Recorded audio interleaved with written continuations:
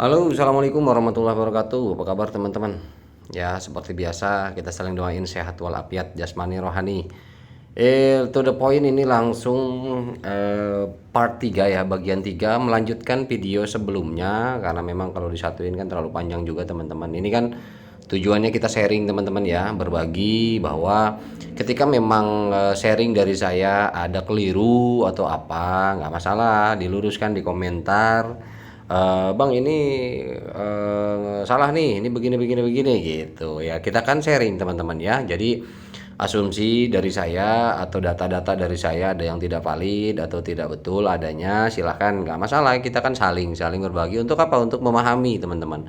Untuk memahami daripada langkah-langkah kita yang berhubungan dengan proyek yang kita jalani, proyek apapun sebenarnya teman-teman ya. Jadi bukan hanya kita membahas tentang Pi Network, tapi juga project yang lain di luaran sana banyak yang dijalani sama teman-teman juga mungkin banyak, tetapi setidaknya kalau dasar-dasarnya kita sudah tahu, aturan mainnya kita sudah tahu, kita tidak salah kaprah dalam memberikan asumsi gitu loh maksud saya. Saya juga sebetulnya masih dalam tahap belajar sama teman-teman, makanya ada sharing.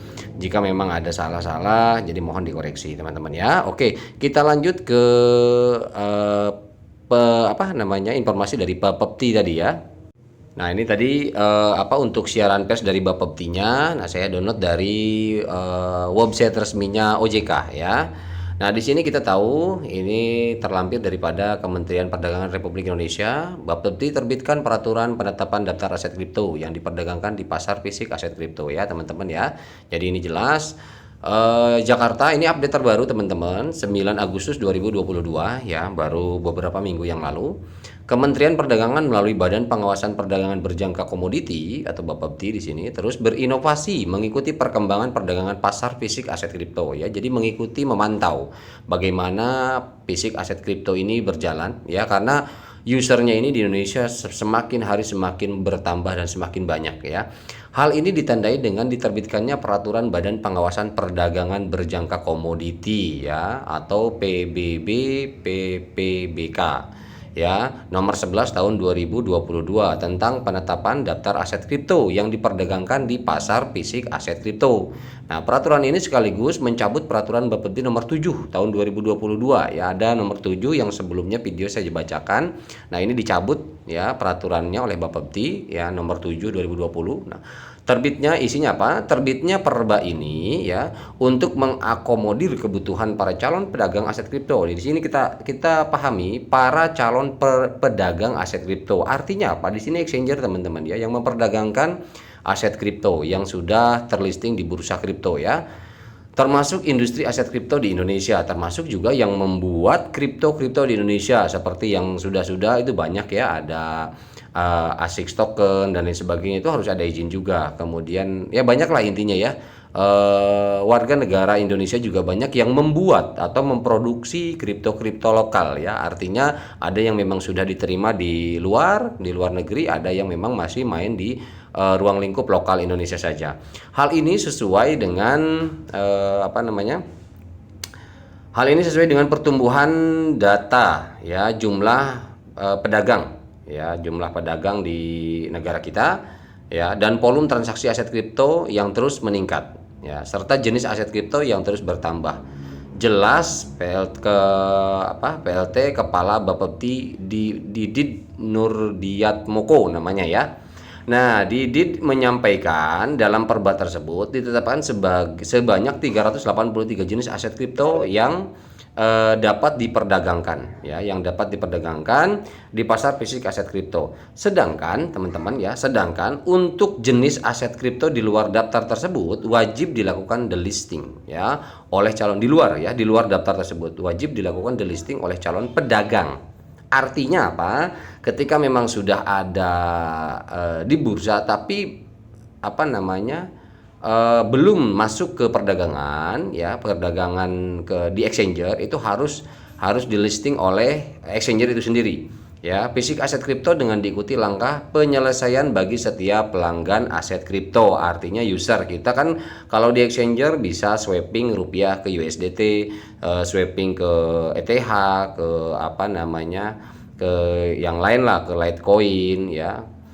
Jadi Kita harus memahami ini ya. Sebelumnya, sesuai peraturan Bapepti nomor 7 tahun 2020, jenis aset kripto yang diperdagangkan berjumlah 229 jenis. Namun, karena adanya usulan dari pelaku pasar dan berdasarkan evaluasi Bapepti serta meningkatnya pertumbuhan transaksi aset kripto, maka aset kripto diperdagangkan diusulkan untuk disesuaikan mengikuti pertambahan daripada aset kripto yang ada gitu loh teman-teman ya. Baik sesuai dengan kebutuhan dan perkembangan blockchain secara global ya, atau dengan melakukan delisting jenis aset kripto berdasarkan metode penilaian analytical hierarchy process ya, atau AHP. Nah, hal tersebut dilakukan untuk memberikan kepastian hukum teman-teman ya. Jadi harus ada kepastian hukumnya agar masyarakat yang akan berinvestasi ya, artinya di sini berinvestasi itu menukarkan sebagian asetnya daripada kepemilikan uang fiat ataupun apa. Nah ini investasi mendapatkan informasi dan panduan yang jelas atas setiap jenis aset kripto yang diperdagangkan. Artinya mereka misalkan mau investasi di Bitcoin ya, mereka punya uang 300 juta. Nah, mereka menggunakan exchanger mana dan ada posisi di exchanger mana. Nah, yang harus dipastikan keamanannya adalah exchanger itu sendiri tentunya terdaftar tidak ya di OJK ya, sudah legal belum. Artinya ketika misalkan kita menginvestasikan sebagian aset kita berupa uang fiat misalkan 100 juta di exchanger mana, exchanger-nya tidak terdaftar di Bapepti ya, tidak terdaftar di OJK. Artinya kenapa? Ketika exchanger tersebut kabur atau misalkan menghilang begitu saja tanpa kabar berita, maka aset kita yang dirugikan. Nah, pemerintah justru bagusnya adalah melindungi daripada aset kepemilikan warga negaranya. Dan ini bagus sekali gitu loh. Jadi kita juga memang harus mengikuti ya, harus dan bahkan wajib mengikuti ketika kita memang mencari keamanan daripada aset kita ya. Tetapi memang ada hal-hal yang memang kita juga harus paham, ada yang memang masuk ranahnya, ada yang tidak. Seperti itu maksud saya teman-teman ya.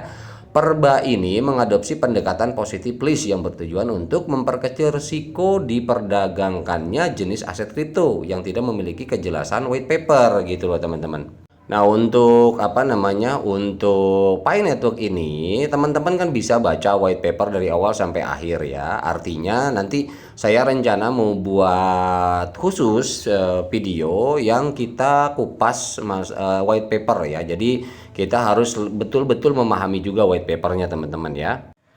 Nah, jadi white paper ini menjadi patokan kita teman-teman ya. Jadi makanya ini saya juga pengen pengen bahas dalam satu video white paper seperti apa maksud dan tujuannya. Jadi kita harus jelas juga. Jadi di sini yang membuat paper itu sendiri yang memiliki tujuan misalkan gini ya, kripto. Jadi memiliki kejelasan white paper atau yang memiliki tujuan ilegal seperti pencucian uang dan sebagainya. Nah, pertanyaannya adalah white paper itu menjadi sebuah analisa dari pihak regulator kita ya. Artinya kenapa? Dilihat detailnya. White paper itu sendiri memiliki arahnya ke penipuan ilegal atau seperti apa gitu loh. Jadi dipelajari juga. Jadi nggak asal. Jadi kita kan punya modal white paper. Dan desain white paper itu sendiri sudah disiapkan tim core gitu loh. Agar apa? Agar masuk ke seluruh negara yang ada di dunia ini agar dipahami, karena white paper itu adalah salah satu tolak ukur daripada proyek ini. Kepala Biro Peraturan Perundang-undangan ya, Kepala Biro Peraturan Perundang-undangan dan Penindakan Bapepti Aldison menambahkan ya, di sini menambahkan perba ini mengatur tata cara atau persyaratan serta mekanisme penambahan dan pengurangan jenis aset kripto dalam daftar aset itu diperdagangkan ya, yang diperdagangkan. Intinya kita, nah ini perkaranya teman-teman yang artinya yang sudah ada larangan daripada tim core untuk tidak menukarkan koinnya ke uang fiat. Ini banyak dilakukan oleh teman-teman. Ini kan sebetulnya bukan salah core tim juga, bukan salah proyeknya juga, tapi orang-orang yang menjadi oknum dan tidak bertanggung jawab, mereka hanya memikirkan keuntungan mereka sendiri, ingin mendapatkan kenikmatan sendiri tanpa memikirkan jangka panjangnya. Dan minimnya daripada pengetahuan proyek ini mengakibatkan mereka berpikir sesaat gitu. Yang penting gue cuan, yang penting gue untung gitu kan. Ya itulah yang kaum orang-orang egois seperti itu. Jadi tidak memikirkan yang lain. Sementara ketika tim core menerapkan aturan blok daripada user ya di freeze atau dibekukan, yaitulah salah satu hukuman dari tim core, teman-teman. Sebetulnya ini yang kita sayangkan, kurangnya kerjasama dari orang-orang yang memang hanya memikirkan diri sendiri, tidak memikirkan proyek ini secara global dan keamanan daripada semua pionir ya, seperti itu. Nah, ini perba dari kepala biro tersebut, isinya adalah hal tersebut antara lain dengan mempertimbangkan prinsip umum untuk aset kripto ya, yang dapat diperdagangkan seperti berbasis distributed ledger technology ya, itu ada teknologi buku besar, dan lulus hasil penilaian dengan metode AHP. Tentunya turut mempertimbangkan nilai kapitalisasi pasar, teman-teman ya. Kapitalisasi pasar aset kripto ya besar di dunia, artinya mengikuti aset-aset kripto yang sudah terlisting di dunia kripto ya, seperti itu ya. Nah, perba ini juga melakukan efisiensi terhadap tata cara pengusulan aset kripto yang diperdagangkan selama bursa berjangka aset kripto belum terbentuk ya. Jadi artinya melakukan efisiensi ya terhadap tata cara pengusulan aset kripto ya. Jadi pengusulan aset kripto ini yang diperdagangkan selama bursa berjangka aset kripto belum terbentuk ya. Jadi misalkan perba ini memang sebelum aset kripto terbentuk itu ada tata cara pengusulan aset kriptonya ya. Dengan terbitnya perba ini, penilaian pengusulan aset kripto dilakukan oleh tim penilaian daftar aset kripto ya, beranggotakan unsur-unsur dari Bapepti, asosiasi, dan pelaku usaha, sehingga proses penilaian akan lebih cepat dan akurat, teman-teman, seperti itu ya. Selain itu, untuk memberikan kepastian hukum, calon pedagang fisik aset kripto yang akan melakukan listing dan delisting jenis aset kripto yang telah ditetapkan, teman-teman ya, yang telah ditetapkan. Ini itu bahasa itu dipahami juga ya, saya nggak perlu jelasin. Wajib terlebih dahulu menyampaikan pemberitahuan secara tertulis kepada kepala Bapepti, seperti itu ya. Artinya nanti ketika memang sudah listing, baru nanti kan masuk ke beberapa exchanger di Indonesia, baru nanti ada yang namanya surat pelaporan atau pengajuan daripada listingnya kripto tersebut di exchanger yang sudah legal di Indonesia. Artinya seperti itu, teman-teman ya. Dengan diterbitkan perba ini diharapkan dapat memberikan kepastian hukum sekaligus perlindungan bagi masyarakat dalam bertransaksi di pasar fisik aset kripto ya, pungkas Alison, seperti itu. Nah, ini aturannya seperti itu, teman-teman ya. Kurang lebih ini dari Bapepti. Jadi di sini pun tidak ada artinya yang berhubungan pelarangan daripada free mining, yang prinsipnya memang ini baru tahap belum mainnet ya. Kalau untuk project Pi dan lain-lain, banyak kan sebetulnya project, bukan hanya Pi Network juga, ada Core, ada BTH dan lain sebagainya. Itu semua nanti akhirnya tetap harus terdaftar di di exchanger, dan exchanger sendiri yang mengajukan bahwa kami memperdagangkan koin ini, bahwa ini koin sudah legalitas dan sebagainya. Seperti itu kurang lebih, teman-teman ya. Oke, kemudian selanjutnya ya, poin 3, selama tidak terjadi crowdfunding dan free sale. Nah, ini kan kebanyakan token atau koin itu yang melakukan di awal adanya crowdfunding atau free sale ya, penjualan bebas untuk koin tersebut, yang pernah saya ulas bahwa misalkan harga koin akan menembus $1.000, dia jual $100 dulu, arahnya ke $1.000. Itu kan hal-hal belum pasti, belum tentu. Nah, ini untuk Pi Network tidak seperti itu, dan ada juga mining yang lain juga tidak seperti itu ya. Tidak ada yang namanya crowdfunding dan free sale. Dia tidak mau melakukan seperti itu karena itu akan merugikan artinya. Nah, Nicholas pernah membahas bahwa semacam itu akan merugikan daripada pionir sendiri. Nantinya bahkan diprediksi ketika itu dilakukan sementara pangsa pasar ya, atau di situ usernya belum ada sebuah sirkulasi yang pasti, itu akan berbahaya ya, artinya begitu. Makanya di sini melibatkan namanya mainnet tertutup ya, adanya barter untuk untuk pencatatan di buku besarnya Stellar ya, karena di sini nanti melibatkan adanya algoritma konsensus daripada Stellar ya, gitu. Kemudian apakah KAPI melakukan crowdfunding? Tidak. Apakah KAPI melakukan free sale? Tidak. Apakah Pi melakukan regis payment? Maksudnya artinya ketika kita daftar kita harus bayar dulu. Nah, ini tidak juga. Kita download aja aplikasinya ya. Kita mining aja langsung. Kita hanya melakukan pendaftaran saja. Nah, kemudian bagaimana dengan KYC? KYC itu sudah saya jelaskan di video sebelumnya, silahkan dicek, ada khusus membahas tentang KYC termasuk teknologinya teman-teman ya. Jadi KYC ini justru adalah untuk keamanan daripada koin kita, dan di sana juga KYC itu sebetulnya membutuhkan dana besar untuk penyimpanan data di server. Namun Nicholas pernah bilang bahwa untuk KYC ini mau tidak mau penambahan biaya penampungan daripada data KYC, penambahan server itu mereka modalkan sendiri, tidak dibebankan kepada pionir, tidak dibebankan kepada penambang. Ya gitu. Kemudian bagaimana dengan vendor? Ada yang mengatakan, "Bang, kalau vendor ini kan artinya dia investor murni. Artinya produk dia lepas jadi sebuah koin, sementara koin itu belum ada di exchanger." Betul. Betul sekali seperti itu. Namun ini terlepas daripada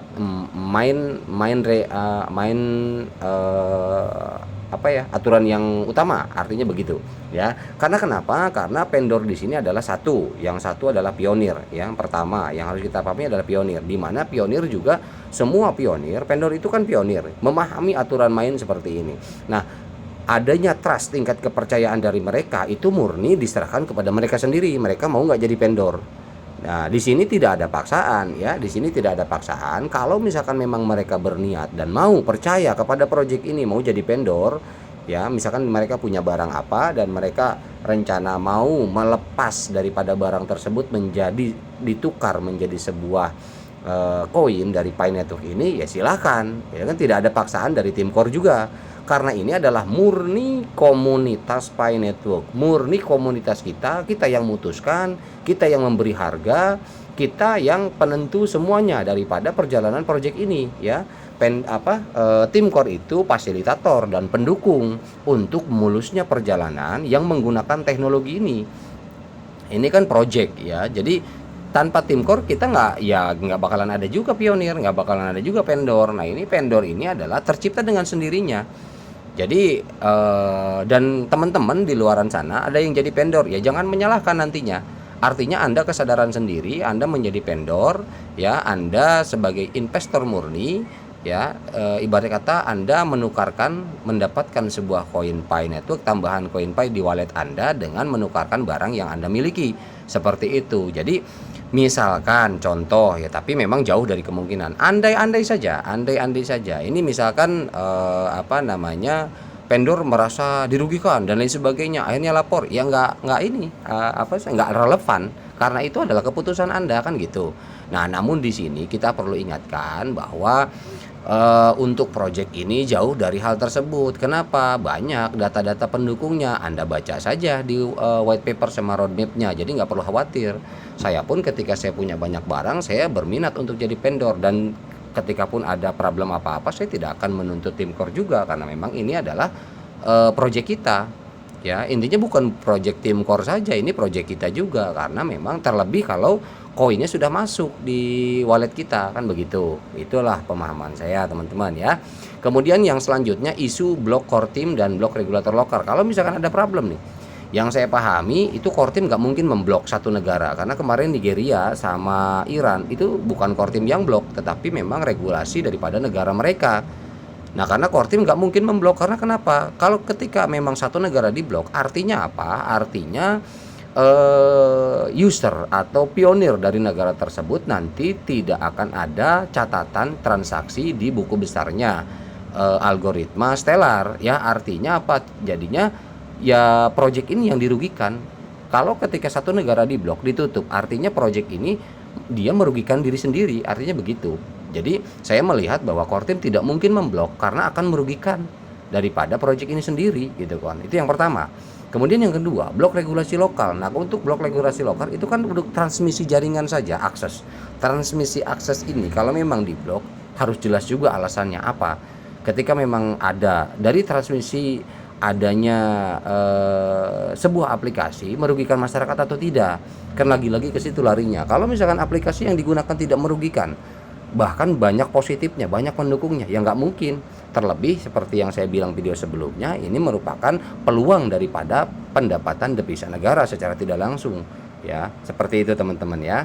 Oke, yang selanjutnya peer to peer. Kita membahas masalah peer to peer. Ini peer to peer ini kan ada beberapa macam ya. Yang pertama adalah peer to peer commodity, teman-teman ya. Di mana peer to peer commodity ini sudah dilakukan oleh negara. Ya, pada tahun 2017 yang lalu, Indonesia dan Rusia sepakat melakukan barter terhadap pembelian alutsista berupa pesawat tempur Sukhoi Su-35 ya, seperti ini. Yang ditukarkan dengan nilai ekspor di Indonesia dan Rusia. Nilai pembelian pesawat berapa? 1,14 miliar dolar. Nah, ini memberikan potensi ekspor ke Rusia sebesar 50% dari nilai pembelian tersebut. Kita ekspor, kita tuker dengan barang ya. Gitu loh, atau setara sebesar 570 juta US dollar. Jadi artinya apa? Artinya negara pun antar negara melakukan barter. Tujuannya adalah untuk saling melengkapi. Nah, ini sudah ada peer to peer ya. Nah, jadi peer to peer commodity itu memang sudah dilakukan di setiap negara ya. Kemudian poin yang kedua, peer to peer lending. Peer to peer lending ini artinya adalah seperti yang dilakukan beberapa aplikasi di Indonesia sudah banyak sekali, dan memang drastis peningkatan daripada omset peer to peer lendingnya buat ada sumbangsi buat negara juga.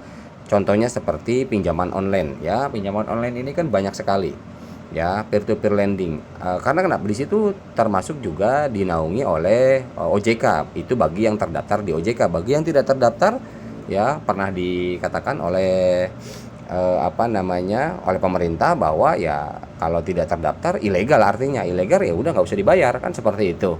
Nah, ini untuk peer to peer lending itu yang berhubungan dengan sirkulasi uang fiat. Ada peminjam, nanti juga peminjam itu sebagai pembayar juga, ada yang meminjamkan. Nah, itu harus terdaftar di OJK juga. Itu peer to peer lending namanya, meminjam uang one on one ya, melalui aplikasi.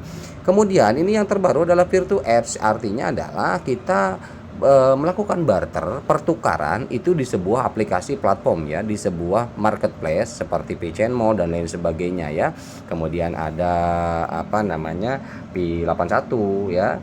Ada Pi Barter Mall, banyaklah intinya, nanti ke depan akan semakin banyak. Ini adalah fasilitas teman-teman. Marketplace itu fasilitas, sama tetap peer to peer, artinya dengan vendor, namun vendornya ada yang vendor luar, ada vendor lokal, mungkin seperti itu nanti, karena tahap awal informasinya kan mau dibuka dengan luar juga. Nah, artinya kita membarterkan koin kita dengan sebuah produk melalui perantaranya adalah aplikasi, melalui perantaranya adalah marketplace. Marketplace apa? Banyak yang tadi saya bilang. Gitu loh. Artinya kita tetap peer to peer di sana ya, namun melalui aplikasi, dan di situ penanggung jawab untuk peer to peer itu adalah aplikasi yang melibatkan pihak ketiga. Nah, aplikasi marketplace itu misalkan kita untuk koinnya melalui ke aplikasi itu sendiri. Nah, aplikasi inilah yang memang di bawah naungan tim core yang pertanggungjawabannya itu harus sesuai dengan aturan tim core ya, artinya keamanannya dan lain sebagainya itu sudah mereka atur segala sesuatunya. Jadi kita nggak perlu khawatir kalau misalkan barang nggak terkirim, itu koin kita akan kembali, seperti itu ya. Kemudian kesimpulan ya, kesimpulan dari pembahasan 1, 2, dan 3 ya, ini mudah-mudahan bermanfaat. Tujuan saya sih bukan apa-apa teman-teman. Ini hanya berbagi saja, berbagi bahwa sesuatu hal itu tidak bisa kita pandang secara spontanitas, tidak bisa kita nilai daripada apa yang belum pasti gitu loh. Kita coba belajar, cari tahu dan analisa dari berbagai sisi gitu loh.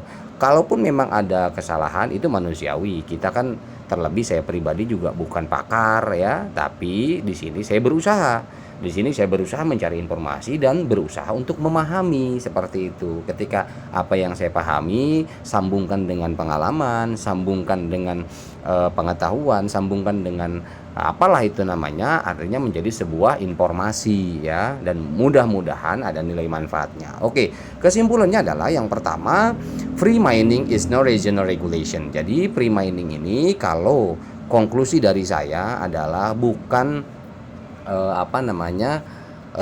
tidak terlibat daripada regulasi regulasi regional ya. Itu memang ada, Ini tidak menutup kemungkinan ini kena seperti di Cina, itu kena blok karena memang dari Amerika ya, transmisinya dari Amerika, dan itu pasti terdeteksi akhirnya di blok. Tapi mereka, para pionir di Cina ini menggunakan jalur VPN dan mereka tetap normal, dan bahkan sekarang ditanggapi dengan positif untuk di Cina. Ditanggapi dengan positif, koin Pi Network ini itu banyak melibatkan beberapa petinggi pemerintah di Cina juga ya. Informasi terakhir yang saya dapat, termasuk perbankan di Cina yang mulai pada melirik, termasuk perbankan dunia juga mulai melirik daripada menggeliatnya project Pi Network ini ya. Kemudian yang kedua, saya membuat konklusi create small transaction and create 100 million user, artinya membuat sebuah transaksi kecil teman-teman ya. Itu kontribusi kita sebagai pionir melakukan transaksi kecil walaupun 0,00 berapa gitu kan, dan membuat 100 million user, pengguna itu 100 juta. Artinya kita baru 50 juta atau 60 juta sekarang, atau bahkan mungkin sudah 70-80, tinggal sedikit lagi teman-teman. Ketika pengguna daripada atau penambang pionir daripada Pi Network ini mencapai 100 juta pengguna, itu mining stop. Artinya mining sudah selesai, dan di situ akan segera listing di bursa kripto kalau memang arahnya ke sana.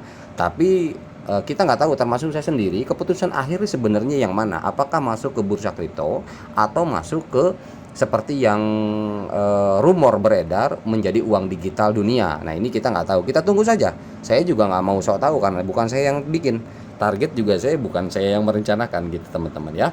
Kemudian konklusi yang ketiga, writing ledger results, stellar consensus protocol and fix the two listing. Jadi artinya kita menunggu pencatatan buku besar ya, hasil pencatatan buku besar stellar konsensus stellar ya, protokol dan fix to listing untuk fiksasi ya, fixnya listingnya itu yang tadi, yang dua macam tadi. Mau kemana nih?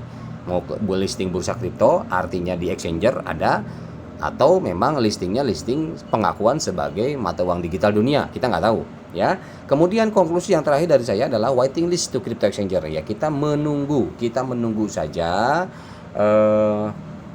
kripto ini kalau memang masuk ke bursa kripto, artinya di exchanger, entah exchanger mana yang dipakai, atau mungkin informasi ada bocoran bahwa Pi Network sendiri membuat exchanger sendiri nantinya. Allahu alam, kita nggak tahu. Oke teman-teman ya, jadi jelas artinya apa, kenapa saya bahas seperti ini, agar supaya kita memberikan sebuah penilaian terhadap apapun itu. Jadi kita harus memahami dulu track-tracknya, alur-alurnya. Jadi jangan asal menyimpulkan teman-teman ya. Termasuk saya pribadi juga harus hati-hati. Artinya tidak bisa ikut dengan yang ini paham. Jadi harus kita gabungkan ya. Harus kita gabungkan, artinya supaya kita lebih bisa mencerna, bahkan kedepannya kita bisa tahu arahnya kemana itu teman-teman ya. Kemudian kalau untuk orang-orang yang memanfaatkan ini, itu udah hukum alam dari dulu lumrah ya. Banyak yang memanfaatkan menjadi peluang, artinya bisa ini dari mulai menjual koin yang jelas-jelas dilarang sama Timkor ya. Kemudian ada juga yang mengadakan banyak sekali kopdar. Ada informasi rumor bahwa yang mengadakan kopdar ini harus bayar dulu dengan uang fiat, daftar sebagai anggota yang hadir dan sebagainya. Nah ini ini harus lebih diperhatikan, harus dipandang dari dua sisi. Yang pertama adalah apakah itu memang untuk biaya pertemuan, nggak mungkin dibebankan terhadap satu orang, berarti harus ke member itu sendiri. Tapi di situ jangan ada yang betul-betul merasa dirugikan ya, karena di situ adalah komunitasnya, itu kan keputusan komunitas. Mau nggak patungan, yuk kita bikin acara ini, kan kayak gitu. Kalau nggak mau patungan ya nggak usah hadir. Kalau yang mau hadir ya berarti harus mau patungan untuk biaya apa, sewa panggung apa segala macam ya, mungkin snack di sana ada atau apa seperti itu teman-teman ya, mungkin merchandise. Nah namun panitianya juga harus jujur di sini, tidak melakukan korupsi dari biaya pendaftaran seperti itu ya teman-teman ya. Satu lagi informasi teman-teman, ini luar biasa, ada informasi juga dari teman-teman buat tambahan aja dari teman-teman yang lain, bahwa ternyata betul. Jadi ada memang orang-orang yang ingin sekali, ya itulah yang punya penyakit hati iri, dengki, gak suka, sebel, muak ya, gak percaya Pokoknya dibilangnya ini tuh Fi Network ini pembodohan lah, hoak lah, penipu lah, apa segala macam dengan bahasa-bahasa yang arogansi mereka miliki. Ya, apa namanya? Ya mohon maaf, saya sih yang kayak begitu biarkan saja, itu hak-hak mereka menilai, biarkan saja. Yang penting fokus bahwa project ini akan membantu perjalanan kehidupan kita buat masa depan ya. Seperti contoh ini teman-teman. Nah, ini. Jadi ini ada informasi begini. Alhamdulillah guys, cita-cita saya untuk menghancurkan Pi Network terkabul. Nah, seperti itu. Ini informasi bagus juga, dan memang dia sengaja banget memposting di Facebook ya. Di saat hoax VeChain Mall dibuka pada tanggal 25 Agustus 2022, di saat itu pula OJK mengeluarkan surat pemblokiran 8 plat entitas ilegal dari investasi dan pinjol katanya gitu kan. Jadi kebetulan ini ada entitas ilegal dari investasi dan pinjol. Ini sebenarnya pemblokiran 84 tidak termasuk Pi sebenarnya. Jadi dia manfaatin aja, diedit. Ini adalah hadiah terindah dari lubuk hati saya yang paling dalam katanya, sampai ketawa terbahak-bahak ya. Semoga konsensus Pi sekian dilanjutkan dalam mimpi saja ya. Salam jeder-jeder katanya gosong. Sakit hati kalian, gua hina. Sakit hati kalian, gua hina katanya gitu kan. 3 tahun penanti jadi apa itu? T41 apa sih? Jadi T41. Wah, ngakak anjir kata dia gitu kan. Nah, jadi artinya apa? Jelas memang di luaran sana itu banyak sekali ya, banyak sekali orang-orang yang tidak rela ya, orang-orang yang tidak rela apa namanya? Ya sebenarnya ini project betul-betul kalau menurut saya ini sudah listing saja ke dunia kripto dengan harga sekian atau menjadi mata uang digital dunia, ini luar biasa loh, benar-benar loh sumbangsi buat negaranya nantinya. Bahkan Pionir sendiri akan ada informasi rumor sebuah kesepakatan untuk membantu negara ya, apapun itu bentuknya nanti. Apakah mungkin untuk apa ya kita nggak tahu, karena kalau nilai ya saya nggak mau nyebutin lah karena kan belum pasti ya. Nilai berapapun itu, ketika para pionir ini merasa terbantu daripada kebijakan pemerintah, kemudian perusahaannya juga sudah bukan perusahaan, artinya developer sudah rampung semua, saya yakin semua akan berpositif dan bersumbangsi untuk negara ya. Jadi mudah-mudahan itu terjadi, mudah-mudahan semua menjadi positif baik adanya, dan mudah-mudahan informasi ini juga bermanfaat ya, memiliki manfaat buat teman-teman. Mohon maaf jika ada salah-salah kata, saya hanya berusaha membantu teman-teman semua, tidak ada maksud lain. Saya coba kasih informasi ini agar terminimalisir yang adanya saling caci, terminimalisir dari adanya saling cerca ya. Tidak ada gunanya teman-teman, tolonglah, tidak ada gunanya, nggak penting kayak gitu ya. Yang ada kita menambah lumbung dosa kita. Buat apa kan seperti itu ya. Entah kalau orang yang tidak peduli dengan lumbung dosanya terus aja seperti itu ya, monggo silahkan. Tapi saya hanya mengingatkan bahwa setiap segala sesuatu yang ada di negara kita, tolonglah diperhatikan dulu, dicerna, dipelajari dulu. Jangan asal langsung menjudgment, jangan asal langsung mencerca, memaki. Kendati pun itu perkara betul-betul salah dan tidak baik adanya, ya bahasa yang kita lontarkan juga tetap aja harusnya memang tidak terlalu terlalu radikal gitu loh, terlalu sadis. Karena itu ya, walaupun memang itu jelas salah, kita terhadap yang salah itu menggunakan bahasa-bahasa kotor, ya tetap kita berdosa teman-teman. Karena bahasa ini yang dikeluarkan yang membuat lumbung dosa kita bertambah itu karena kita sendiri ucapannya ini. Makanya saya hanya mengajak teman-teman, yuk mari kita jaga budaya daripada negara kita, budaya yang santun, ramah ya, saling mengasihi, mengayomi satu sama lain. Yuk, dengan siapa lagi kita semua ya, bukan hanya pionir, khususnya pionir, tetapi semua warga negara kita adalah saudara sebangsa dan setanah air ya. Oke, terima kasih, segitu saja dari saya untuk saat ini. Mohon maaf bila ada salah-salah kata, bila ada salah silakan koreksi. Wabillahi taufiq wal hidayah. Assalamualaikum warahmatullahi wabarakatuh.